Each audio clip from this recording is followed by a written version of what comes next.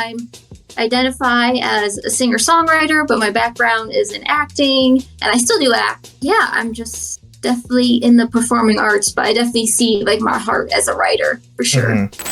What's your inspiration? What do you think you kind of inspired you to like write or even just make music? Yes, and I studied theater in high school and college, and I love theater. My only issue with it is accessibility. It's just theater plays are just so expensive. Do you think you found like your social media like pocket, or are you still kind of trying to figure that out? I think looking at like my followers and like the demographics, I think I definitely found like kind of like my gold mine of the people who like my art, so like 23 to 27-year-olds, so like people my age, very largely LGBT, so also like me. What do you think? Who's what side were you on versus Drake and Kendrick?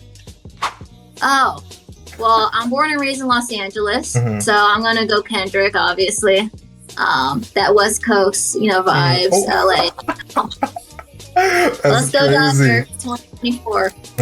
Well, no, I don't like the Dodgers, me, because I'm Houston, Texas. I came across like your Instagram, and I thought it was like pretty like interesting like videos and stuff. So I kind of just want to see like what you're about and stuff like that. And yeah, I identify as a singer-songwriter, but my background is in acting, and I still do act. Yeah, I'm just definitely in the performing arts, but I definitely see like my heart as a writer for sure. Is that writing for like just anything, or just like song lyrics, or writing for like a script? Or yeah. Yes. Good question. So I do prefer music. That's like my favorite medium of art.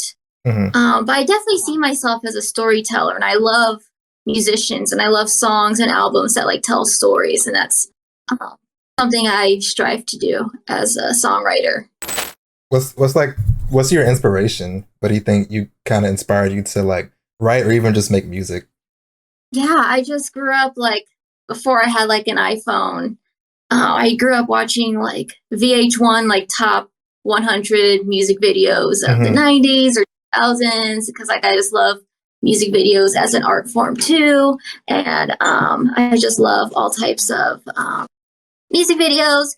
And then obviously music, I think music is just the most versatile art form, because you can listen to it, you can watch a video, you can like play it while you're doing errands or like doing chores. There's no other medium that is as versatile as music, in my opinion. So yeah, true. I studied theater growing up. Oh, I didn't mean to cut you off. Oh, no, sorry. I was like, yeah, true. Yeah, I love music too. Yes, and I studied theater in high school and college, and I love theater. My only issue with it is accessibility. It's just theater plays are just so expensive.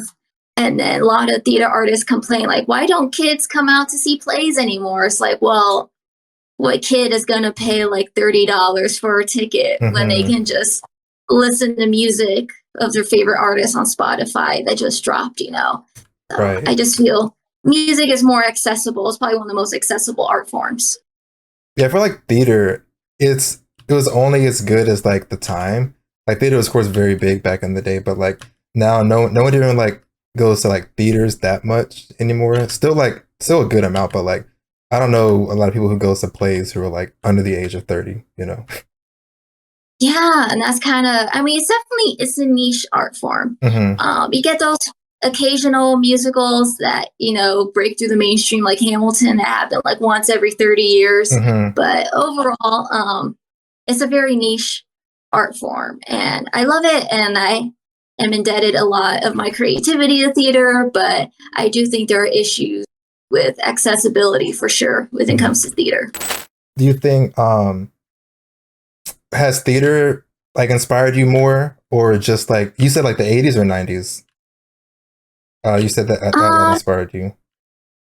Oh yeah, I loved watching like VH1, like top music videos of like the 80s, 90s.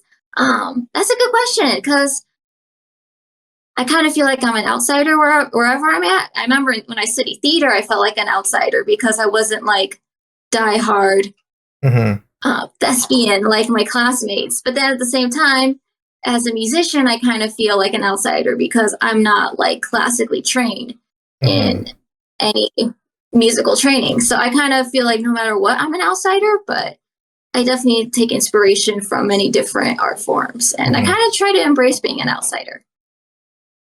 I feel like now music, you don't have to like necessarily like go to school for music to even like make music now because you can learn everything on YouTube, Google, and just there's like again a lot of examples of like what you can do and what you can kind of like get take inspiration from.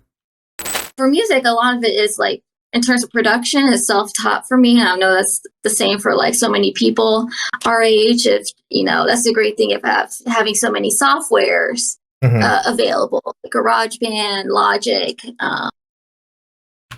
Ableton's. There's just so many, and yeah, I always say like if you can go to school, like you can afford it, if you get a scholarship, like by all means go. At the Mm-hmm. same time, like the school is not going to teach you how to have personality and charisma. That's just something you Mm-hmm. come up with on your own as you create.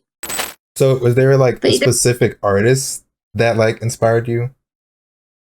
oh yeah, I love. Gosh, it's just so hard to say. It's just so many artists of so many different like genres and Mm-hmm. decades.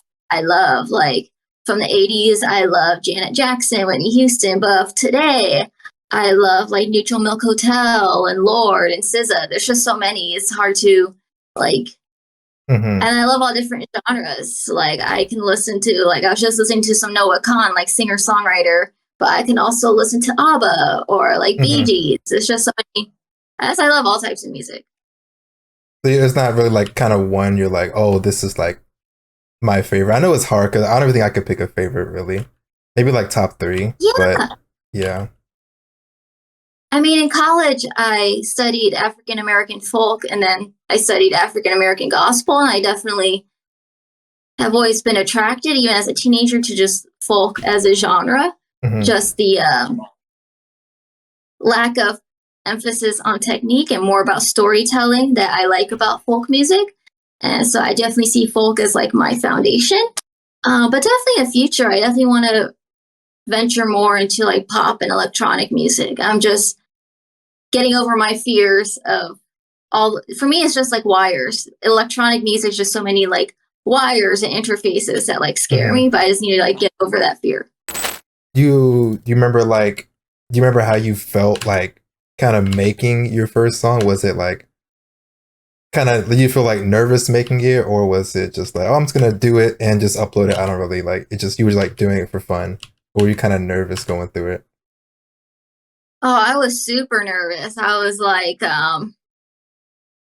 yeah, I just like I had written it and I felt really proud about it, but I was like I couldn't show it to anyone. I was so Yeah. um embarrassed. But I mean, in hindsight, it wasn't so bad. I just think I wasn't as confident in my voice yet because I hadn't taken like private. I didn't start taking private lessons until college for my Mm-hmm. voice, so I was just not confident in that sense. So like I was happy I wrote it, but also was like not ready to show my art to the world at that Mm-hmm. point. You still have the song somewhere, or is it like you're never gonna like either you deleted it or you're never gonna release it? I think it's probably lost to time. Oh, it's lost media. Dang. Yeah, probably lost. I think it was called Entropy. I think that was the name of the song. Mm-hmm. Just me and my guitar. What do you think is your favorite thing you created? Ooh, that's a great question. Was that can be music or like a you made a video or a performance or play? But yeah, what's kind of your favorite thing you think you've made? That's hard. Because every now and then I'll see a lyric that I wrote in a song. It's like, oh, yeah, she sounds really good. I'm proud I wrote that. Uh-huh. And then some stuff I'm like, ooh, that does not sound as good. Yeah. Hindsight. So it's kind of like, because I'm always just hypercritical, like all artists, I'm very hypercritical of Mm-hmm. myself. Um, I will say the song I wrote called Olympia, I started writing that when I was 17 and I finished writing that when I was 22. And I was really happy with the end product. I loved the percussion I did. I loved the vocals. And yeah, I was really, particularly because I recorded it when I was homeless living in a motel at the time. So I was really proud that I was able to create something even at one of the lowest points in my life. Yeah, I feel like kind of going back when we were talking about like what types of music I want to make. I can hear from like my first ever mixtape album to now me slowly embracing like more pop electronic sounds. So going from like super acoustic folk, anti-folk to now slowly embracing like pop and drum and bass little touches and whatnot. I'm like, I definitely can see the evolution for sure. Yeah. The stuff you talk about in your music, is this the stuff kind of you're interested in, or is it also through like a character's lens, or what do you have to say about kind of like the topics you talk about in your songs? It's a good question. I think it's stuff that does interest me, for sure. Because Elizabeth sees herself as this activist. She wants to use her privilege to heal the world through her music. That's what she believes. And you know, hey, when I was in college, I did organizing. I know what it's like to be a organizer, and you know, wondering, you know, what's your place? Am I taking up too much space? How do I go about things? I definitely, these are things that I have thought about throughout my life. And yeah, other topics in some of my songs like poverty and other stuff like, as I talked about, exploitation. These are things that I do like think about. And it may not be like totally autobiographical, but it still is stuff I'm interested in, and there is genuine truth in my interest in it. Yeah. What do you think got your interest in these topics? And do you think your audience, your listeners, you think it resonates with them? I think so. I think just being a minority, I think this is why I think a lot about poverty, and that's why I think a lot about like discrimination. These are things, of course, I'm always thinking about, and seeing like looking at my Spotify listeners, like a good chunk of them are non-binary. It's like, cool. I'm also non-binary, so we're most likely people who are marginalized, also thinking about a lot of the same things in the world and our place in the world. For your first, you have two albums, right? Yes, I do. So for your first one, did you have like a persona you were playing? Because this is the second one is what you can see clearly. That's like, you know, it's a different person. So was the first one, did you have anyone you were playing as? So for my first mixtape, which is technically my first album, but I see it more as a mixtape, but technically my A Playlist for You, which is only available on YouTube, Bandcamp, and SoundCloud. There's really no structure to it. It's just like me just writing as myself. Then my first EP that I released on all platforms called Le Shoutoutss were a couple songs, 5 songs from a perspective of like 5 anonymous people. So they were all different characters, but I didn't give them any names. And then Elizabeth was the first character who was a protagonist of like a whole like body of work, and it was like from her perspective, and she was named. And that was on the short little EP, like you said, with like 5 songs. That's when you had like different characters each song. Yeah. I think that's interesting. Yeah, like for each song, just creating like a whole different like person. Yeah, it was kind of cool to like not have to worry about naming them, because I think I made them general enough that people could relate to either one or all of the people in the EP, you know? Do you think your music kind of represents you in a good way? And like, and do you think people are like receiving it that you think they would receive it? Yeah, it's now that I'm like, I started making music, officially releasing it 5 years ago, I look back like, wow, I pat myself on the back like a little bit. It's like, wow, I create something that people are paying attention to. And that's kind of crazy because, you know, I just make music because I like it Yeah. and it makes me happy. It's stuff I would listen to. But when other people listen, I'm like, oh, that's so cool. And Elizabeth, in particular, this is the first project I've ever done where people who I've never met pay attention to my art. Because Hmm. before it was like my family and friends who would listen. And I love my family and friends and I appreciate them listening to my work. But you know, you've done something kind of cool when people who don't know your Hmm. art. Yeah, And it's a I think little it's like, oh, different. It's a little different. Like, oh, like, because of course, I would hope your friends like support you and all that, but like, it's just a little different. Like when you yeah, get recognized for stuff you do. it is. It's very different. Like, wow, this person doesn't know me and they Hmm. live in Connecticut or something, but they've listened Yeah. to one of my songs like 5 times today. It's like, oh, that's really cool. Do you think you found like your social media like pocket, or are you still kind of trying to figure that out?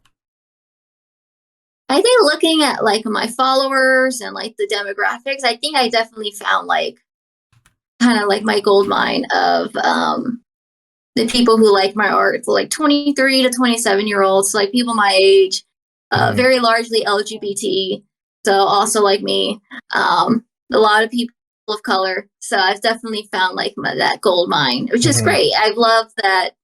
Obviously, as a minority, other minorities appreciate my art, and so it's kind of cool to see that reflected Yeah. in like my comments and my listening demographics for sure.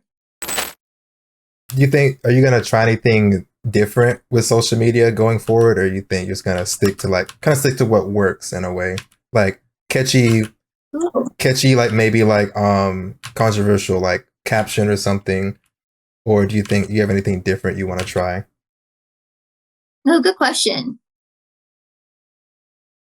Ooh, that's a good question. I haven't because I'm still kind of figuring out what I want to do for my next era because I'm still in Elizabeth mode. So Hmm. it's kind of hard to think like totally about like the next era per se because I haven't given too much thought about um, my next era in terms of social media.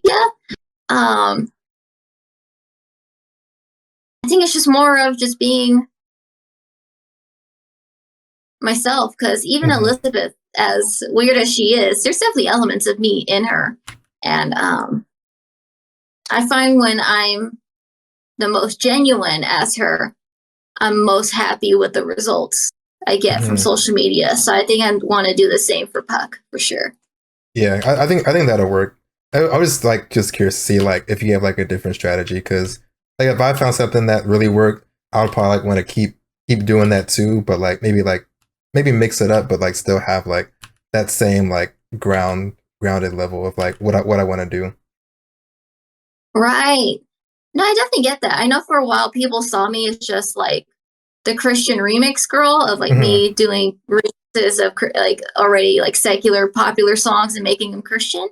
And that's all people knew me as. So I kind of have, not that I never do them anymore, but I haven't done one of those in like 3 months because I Hmm. want to promote more of my original music. So um, again, if I was just chasing views, I would just do the Christian remixes, but I'm more interested in a following and a devoted following than I Uh-huh. am of views.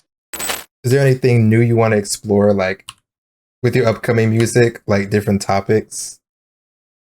Oh, well, Elizabeth was very PG, and I think my next album is going to be a lot more PG-13, R-rated, because Elizabeth doesn't curse. She's Hmm. very like devout Christian. She's not going to say the Lord's name in vain, but Puck Uh-huh. definitely curses.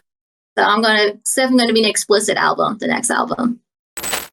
Did you talk about like the themes that you want to talk about in your next album? Or I know you said you wanted to be more electronic, but was there a certain theme you were going for? Yeah, I'm kind of thinking a lot about being a late bloomer because I'm definitely like a late bloomer in life. I was late diagnosed ADHD and autism. Hmm. That these are themes I definitely want, and I was diagnosed during the era of Elizabeth. So these are things I now want to address in my next album more face on.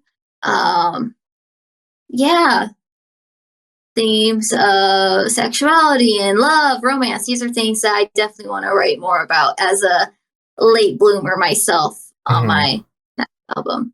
Yeah. what do you think?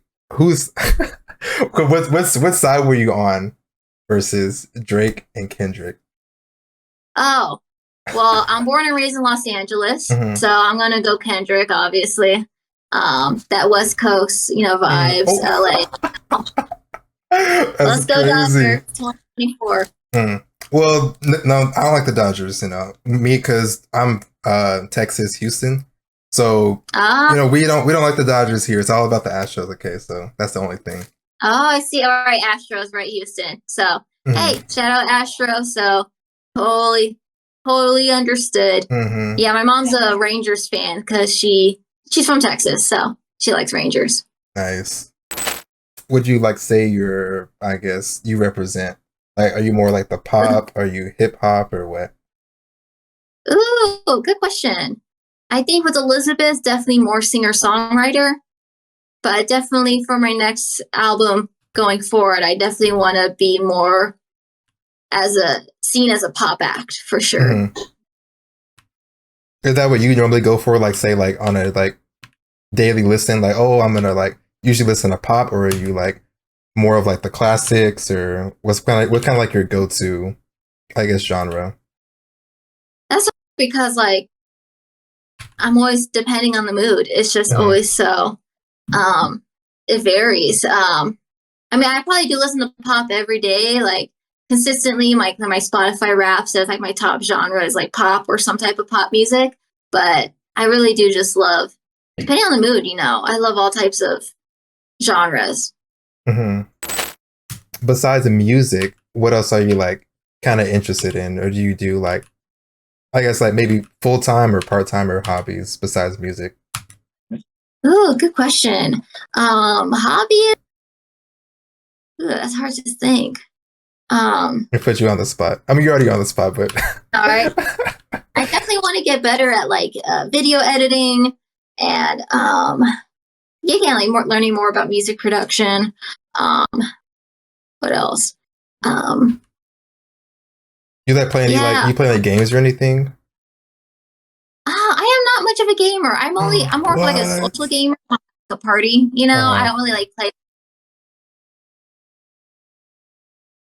Oh, you So say like you don't play a lot of games. not on my own. I mean, if I'm at a party, like I love playing like Mario Kart, Smash, but like on my own, I don't have a game console. I'm not much of a gamer myself. Okay. Dang, I thought maybe we could play Fortnite or something, but I guess not. Yeah, I'm not too much of a gamer. Hey, I have friends, family who are gamers. Mm-hmm. Much love to the gamer community. Hey, I love me. I have a Kirby right here. So I like some Oh, you like like Kirby? base. Oh, I like that. Yeah, Yeah. I have a bunch of Kirby stuff too. I'm a big Kirby fan. Yes, love Kirby. Mm-hmm. Um Kirby, Jigglypuff, like those are my go-to in Smash when I was a child. So I'm always gonna love Kirby and Jigglypuff. Um But yeah, I'm more of like if it's like playing at a party, then like I'll join in and play. But I've never Yeah. like bought a console myself. I mean, do you think you would ever get into it, or it's like it's just nothing you're interested in? I thought about it like once I have like disposable income and I can like get a bigger place and throw a party, is like yeah, I would love to get like a Switch. So like Mm-hmm. me and everyone can like play Smash or Mario Kart together. Definitely, I can see myself in the future getting a console. Yeah, but it's like just casually. It's like oh, just playing here and there, like with friends and stuff. Yeah, it's like I'm not really big in like the narrative games. Mm-hmm. Um, like Call of Duty, whatnot. Like Mm-hmm. Mario Kart, I just play a race You and just then it's play done a for. race, you lose the race, and then yeah. Yeah, that's literally all I desire out of video games. I'm not a competitive gamer, but to Mm. each their own. Yeah, definitely. I don't know if I asked, but did something inspire you to create Elizabeth the way you did? I don't know if I asked that already. Good question. So, summer 2020, just graduated college with a theater degree. Worst time ever to have a theater degree because no one can be in a close space with a bunch of Yeah, people. yep.